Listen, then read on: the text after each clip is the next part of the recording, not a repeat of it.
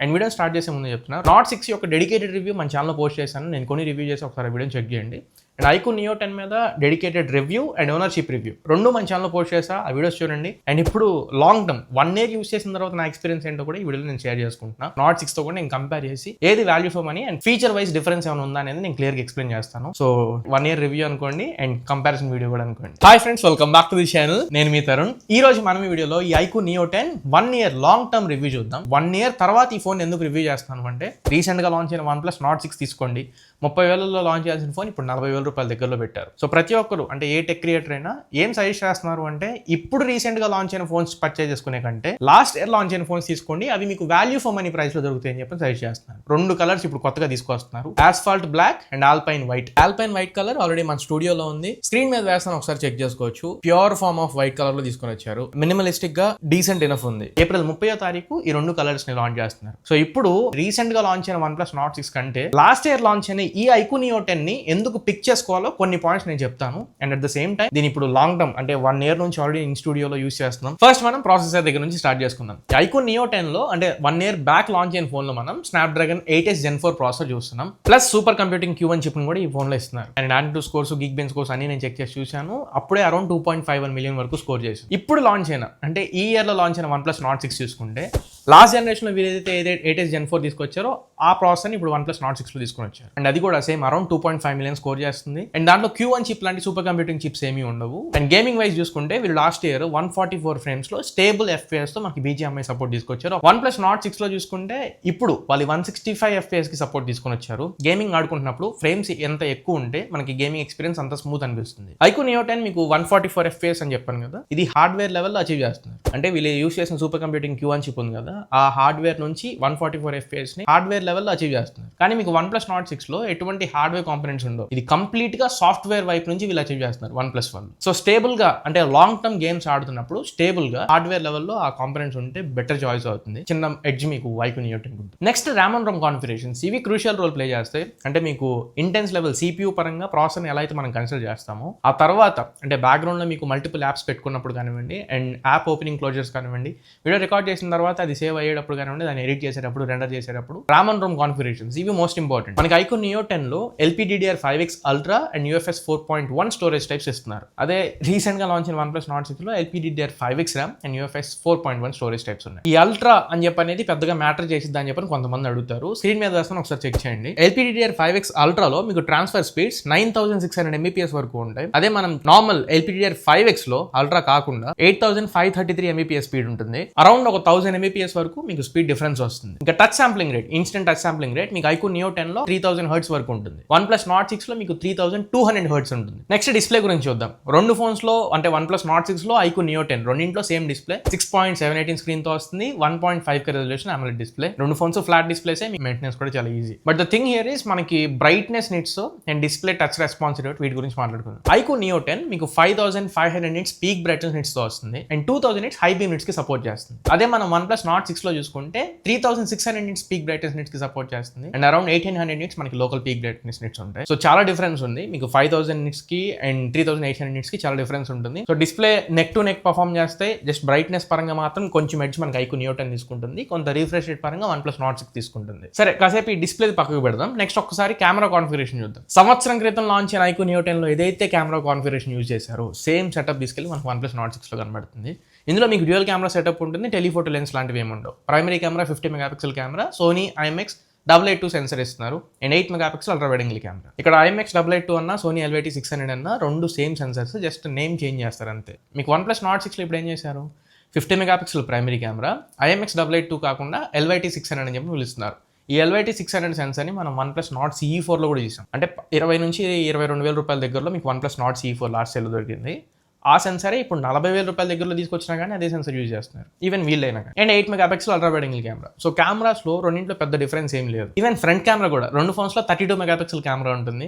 But video recording capabilities పరంగా back side కెమెరాని use చేసి అంటే రేర్ సైడ్ కెమెరాతో మీకు రెండు ఫోన్స్లో కూడా 4K 60 FPS రికార్డ్ చేయొచ్చు. And front camera iQOO Neo 10 లో మాత్రమే మీకు 4K 60 FPS సపోర్ట్ ఉంటుంది. మీకు OnePlus Nord 6 లో 4K 30 FPS వరకు మాత్రమే. అండ్ చాలా మంది ఇప్పుడు IP రేటింగ్ గురించి కూడా చూస్తున్నారు. మీకు iQOO Neo 10 లో అదొకటి డ్రాబ్యాక్, IP65/6 ఫాస్ట్ రెసిస్టెంట్తో వస్తుంది. మీకు OnePlus Nord 6 IP68 and IP69 complete dust and water రెసిస్టెన్స్తో వస్తుంది. సో ప్రొటెక్షన్ పరంగా కొద్దిగా ఎడ్జ్ మీకు OnePlus Nord 6లో ఉంది. నెక్స్ట్ ఇంకా బ్యాటరీ లాస్ట్ ఇయర్ దీంట్లోనే అన్నిటికంటే హైయెస్ట్ బ్యాటరీ ఉండేది 7000 mAh బ్యాటరీ అండ్ 120 వాట్ ఛార్జర్ని బాక్స్లో ఇచ్చేవాళ్ళు. అదే మనం ఇప్పుడు వచ్చిన OnePlus Nord 6 చూసుకుంటే 9000 mAh బ్యాటరీ ఉంది దాంట్లో. దీనికంటే ఇంకా పెద్ద బ్యాటరీ, కాకపోతే ఛార్జర్ మీకు 80 వాట్ ఛార్జర్ని బాక్స్లో ఇస్తున్నారు. డిఫరెన్స్ మీకు కొంత థిక్నెస్లో తెలుస్తూ ఉంటుంది.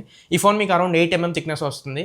మీకు OnePlus Nord 6 8.5 mm థిక్నెస్ వరకు వెళ్తుంది. నెక్స్ట్ ఇంకా networking, signal reception, wifi speeds గురించి చూద్దాం. iQOO Neo 10 మీకు 16 5G బ్యాండ్స్ తో వస్తుంది and wifi 7 out of the box తో వస్తుంది. OnePlus Nord 6 లో మనకి 11 5G బ్యాండ్స్ చేస్తున్నారు అండ్ వైఫై 7 తో వస్తుంది. అది కూడా మీకు సిగ్నల్ బ్యాండ్స్ కొంచెం ఎక్కువ ఉన్నది iQOO Neo 10 లో. బట్ OnePlus Nord 6 లో ఉన్నవి కూడా మీకు సఫిషియెంట్ ఇనఫ్. కాకపోతే కొంచెం రిమోట్ ఏరియాస్ లో ఉండే వాళ్ళకి కొంచెం ఎక్కువ సిగ్నల్ బ్యాండ్స్ ఉంటే కొంచెం బెటర్ ఆపర్చునిటీ అవుతుంది. ఇంకా రెండు ఫోన్స్ లో NFC ఉంటుంది, రెండు ఫోన్స్ లో IR బ్లాస్ట్ ఉంటుంది, కాంటాక్ట్లెస్ పేమెంట్స్ చేసుకోవచ్చు అండ్ రిమోట్ కంట్రోల్ లాగా యూస్ చేసుకోవచ్చు. సరే, ఇప్పుడు ఈ కంపారిజన్ పాయింట్స్ అన్ని పక్కకు పెట్టేద్దాం. First thing thermal balancing. మీకు ఈ ఫోన్ మేజర్గా కొనుక్కునే వాళ్ళు, గేమ్స్ ఆడుకునే వాళ్ళు, లేదా హెవీగా యూస్ చేసేవాళ్ళు, గేమ్స్ కాకపోయినా మార్నింగ్ నుంచి నైట్ వరకు హెవీగా యూస్ చేసేవాళ్ళు, అలాంటి వాళ్ళకి థర్మల్ మేనేజ్మెంట్ ఎలా ఉంది? ఇందులో థర్మల్ మేనేజ్మెంట్ కోసం vapour chamber cooling system use చేశారు. 7000 mm² vapour chamber cooling system మీకు 27,000 mm² కూలింగ్ ఏరియా వస్తుంది. మీరు గేమ్స్ లాంగ్ టర్మ్ యూస్ చేసినప్పుడు కూడా మీకు కొంచెం కంఫర్టబుల్ గానే అనిపించింది. గేమ్స్ తర్వాత అండ్ హెవీ పర్ఫార్మెన్స్ తర్వాత ఇన్ జనరల్ ఫోన్ బాగా హీట్ అయ్యేది ఏ డిపార్ట్మెంట్ లో? ఆబ్వియస్ గా కెమెరాస్ దగ్గర. నేను 4K వీడియో కంటిన్యూస్ గా షూట్ చేయడం మాత్రమే కాకుండా అదే వీడియోని మళ్ళీ రెండర్ చేయడానికి ఎడిటింగ్ యాప్ లోకి వేసి కంటిన్యూస్ గా రెండర్ కూడా చేసి చూసాను, అంటే ఎక్స్పోర్ట్ కూడా చేసి చూసాను. First temperatures within the limits లో ఉన్నాయి. ఇంకొంతమంది స్క్రీన్ రికార్డ్ చేసి దాన్ని ఎడిట్ చేద్దామని చూస్తారు. ఎగ్జాంపుల్ గేమ్ ప్లే, మీరు ఏదైనా BGMI కానీ ఫ్రీ ఫైర్ కానీ గేమ్స్ ఆడుతున్నారు, దాన్ని స్క్రీన్ రికార్డ్ చేసి ఎడిట్ చేద్దామని చూసినా కానీ మీకు రెండర్ టైం ఒకసారి అబ్జర్వ్ చేయొచ్చు, క్విక్ గా రెండర్ అయిపోతుంది. మూడోది, ఇది కొంచెం తక్కువ మెంబర్స్ యూజ్ చేస్తూ ఉంటారు. ఫోన్ హీట్ అవ్వడానికి ఇది ఒక మూడో రీజన్. నావిగేషన్, మీకు ఎక్కడికన్నా దూర ప్రయాణాలు ఏదైనా చేస్తున్నప్పుడు కానీ, లేకపోతే మీరు ట్రావెలింగే మీ మెయిన్ ప్రొఫెషన్ అయితే మీరు నావిగేషన్ పెట్టుకొని ఉంటారు. నావిగేషన్ బ్యాక్గ్రౌండ్ రన్ అవుతున్నంతసేపు, అంటే మీ లొకేషన్ GPS ఆన్లో ఉన్నంతసేపు ఫోన్ కొంచెం హీట్ అవ్వడానికి ఛాన్సెస్ చాలా ఎక్కువ ఉంటాయి. అండ్ చాలా ఫోన్స్ ఇప్పుడున్న టెంపరేచర్కి, అంటే సమ్మర్ టెంపరేచర్స్కి ఈజీగా హీట్ అయిపోతూ ఉంటాయి. ఈ ఫోన్ కూడా అఫ్ కోర్స్ హీట్ అవుతుంది, కాకపోతే మరీ అంత ఎక్సీడ్ టెంపరేచర్స్ అని చెప్పను, విదిన్ ద కంట్రోల్స్ ఉంటుంది. యూసేజ్ ఆపిన తర్వాత కొంచెం త్వరగా విదిన్ ద కంట్రోల్కి వస్తుంది. అండ్ డే లైట్ లో స్క్రీన్ బ్రైట్నెస్ పరంగా ఇందాక చెప్పాను 5500 nits పీక్ బ్రైట్నెస్ నిట్స్ ఉంటాయి అండ్ అరౌండ్ 2000 nits వరకు లోకల్ హై బీమ్ నిట్స్ ఉంటాయి. డైలైట్ విజిబిలిటీ స్క్రీన్ పరంగా గుడ్ ఇనఫ్ అనిపించింది. మళ్ళీ మనం చేయాలా పెట్టుకోకుండా గుడ్ ఇనఫ్ విజిబిలిటీ ఉంటుంది. అండ్ స్ప్లిట్ స్క్రీన్, చాలా మంది తక్కువ యూస్ చేస్తారు ఈ స్ప్లిట్ స్క్రీన్ ని. మీకు మల్టీ టాస్కింగ్ చేయాలనుకున్నప్పుడు స్ప్లిట్ స్క్రీన్ యూస్ చేయండి. మీరు మ్యాప్స్ యూస్ చేస్తున్నారు, ఎగ్జాంపుల్ గా చెప్తున్నా ఫర్ ఇన్స్టెన్స్, అండ్ కింద మీరు మ్యూజిక్ ప్లేయర్ యూస్ చేసుకోవచ్చు, లేదా కింద మీరు యూట్యూబ్ ప్లే చేసుకుంటూ ఉండొచ్చు. ఇలా మీకు మల్టీ టాస్కింగ్ చేయాలనుకున్నా కానీ ఈ ఫోన్ పిక్ చేయవచ్చు. మల్టీ టాస్కింగ్ కూడా RAM and ROM కాన్ఫిగరేషన్ బాగుండడం వల్ల బెటర్ గా హ్యాండిల్ చేస్తుంది. గేమింగ్ స్టెబిలిటీ అయితే నేను BGMI అరౌండ్ ఒక 45 minutes నుంచి 1 hour వరకు యూజ్ చేశాను. కాన్స్టెంట్ స్టేబుల్ FPS అంటే 144 FPS ఏదైతే వీళ్ళు మెన్షన్ చేశారు, ఆల్మోస్ట్ ఇది స్టాండ్ బై ఉంటుంది. కాన్స్టెంట్ ఫ్రేమ్స్ మీరు ఎక్స్పెక్ట్ చేయొచ్చు. గేమర్స్ కి అయితే నేను ఈ ప్రైస్ పాయింట్ లో ఎప్పటి నుంచో ఇదే ఫోన్ సజెస్ట్ చేస్తాను అండ్ స్టిల్ గేమింగ్ కి మంచి పిక్ అవుతుంది. గేమ్స్ ఆడుకుంటున్నప్పుడు ఇంకొక మేజర్ ఫీచర్ జైరోస్కోప్ పర్ఫార్మెన్స్ బాగుంటేనే గేమ్ లాంగ్ టర్మ్ లో మీకు ఆడాలి అని చెప్పని ఇంట్రెస్ట్ ఉంటుంది. మీకు జైరోస్కోప్ బాగాలేదనుకోండి, ప్రాపర్ రెస్పాన్స్ ఉన్నట్లు మనకు అనిపించింది. ఇందులో జైరోస్కోప్ అంటే ఫోన్ కొంచెం కాస్ట్ ఎక్కువ కాబట్టి జైరోస్కోప్ పర్ఫార్మెన్స్ అయితే బాగానే ఉంటుంది. గేమ్ ప్యానల్ పక్కకి స్లైడ్ చేయగానే మీకు FPS మీటర్ అక్కడ కనబడుతుంది. రియల్ టైమ్ లో ఎన్ని ఫ్రేమ్స్ ఉన్నాయో మీకు అక్కడ FPS మీటర్ చెక్ చేయొచ్చు. పర్ఫార్మెన్స్ ఇప్పటికి అంటే 1 year మాత్రమే అవుతుంది కాబట్టి నా వరకు పర్ఫార్మెన్స్ బాగానే ఉంది. బట్ వీళ్ళు మెన్షన్ చేస్తుంది optimised performance up to 60 months అంటున్నారు. అంటే 5 సంవత్సరాల వరకు ఇదే పర్ఫార్మెన్స్ ఉంటుందని గ్యారంటీ ఇస్తున్నారు. అండ్ ఫింగర్ ప్రింట్ ప్లేస్మెంట్ మీకు కొంచెం కిందకి అయిపోయింది. ఫింగర్ ప్రింట్ మీకు మిడిల్ ఆఫ్ ద స్క్రీన్ ఇచ్చి ఉంటే చాలా బాగుండేది, బట్ మరి ఫ్లాట్ బాటంలోకి వెళ్ళిపోయింది. ఫింగర్ ప్రింట్ ప్లేస్మెంట్ కొంచెం పైకి ఉండాలి, ఫాస్ట్ ఉంటుంది అండ్ యాక్యురేట్ ఉంటుంది అందులో. ఫైనల్లీ ఇంకా battery 7000 mAh battery, 120 watt charger box లో ఇస్తారు. యాక్చువల్లీ వీళ్ళు పేపర్ మీద మెన్షన్ చేసింది మనకి 33 minutes మెన్షన్ చేశారు, బట్ అరౌండ్ 35-37 minutes అయితే 0 to 100% ఛార్జ్ అవడానికి టైం తీసుకుంటుంది. ఇప్పుడు రైట్ నౌ అంటే 7000 mAh బ్యాటరీ ఉన్న ఏ ఫోన్ లో కూడా 30-35 minutes లో మీకు ఫుల్ ఛార్జ్ అయ్యే ఫోన్ లేదు. అండ్ 120 watt ఛార్జర్ ఇచ్చే ఫోన్స్ కూడా ఏవి లేవు. ఇది ఒక్కటే ఫోన్ లో మీకు 120 watt ఛార్జర్ దొరుకుతుంది. అండ్ iQOO నుంచి వచ్చే తర్వాత ఫోన్స్ కూడా అంటే iQOO 15R వీటిలో చూసుకున్నా మీకు 100 watt కి షిఫ్ట్ అయిపోయారు, కానీ 120 watt ఛార్జర్ తీసేసారు. అండ్ దీని అంత ఫాస్ట్ గా కూడా ఆ ఫోన్స్ ఛార్జ్ అవ్వవు. సో ఫాస్ట్ ఛార్జింగ్ పరంగా రైట్ నౌ ఇదే లీడ్ లో ఉంది. అండ్ బ్యాటరీ యూసేజ్ ఒక ఫుల్ వర్కింగ్ డే ఖచ్చితంగా వచ్చింది. అంటే మీరు ఎంత హెవీ యూజర్ అయినా కానీ మార్నింగ్ నుంచి నైట్ వరకు ఒక ఫుల్ వర్కింగ్ డే ఖచ్చితంగా మీరు ఎక్స్పెక్ట్ చేయవచ్చు. ఒకవేళ మోడరేట్ యూజర్ అనుకుంటే, హెవీగా యూజర్ కాదు అనుకుంటే అప్పుడు మీకు అరౌండ్ ఒక 1.5 day వరకు ఎక్స్పెక్ట్ చేయొచ్చు. అడిషనల్ పాయింట్ ఏంటంటే దీనికి బైపాస్ ఛార్జింగ్ సపోర్ట్ ఉంది. ఛార్జర్ ని కనెక్ట్ చేసి గేమ్స్ ఆడుకోండి, సో దట్ ప్రాసెసర్ కి పవర్ మీకు ఛార్జర్ నుంచి డైరెక్ట్ గా వెళ్తుంది. సో ఈ బైపాస్ ఛార్జింగ్ మీకు ఫోన్ బ్యాటరీ లైఫ్ ని త్వరగా పడిపోకుండా కొంచెం బెటర్ లైఫ్ ఇవ్వడంలో హెల్ప్ చేస్తుంది. మరి ఇది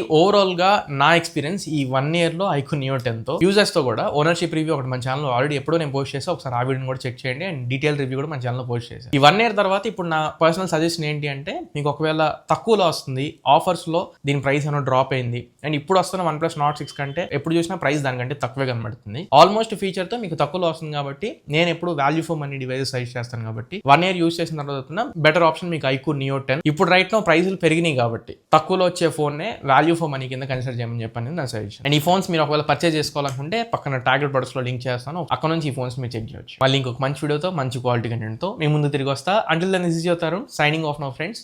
జై హింద్.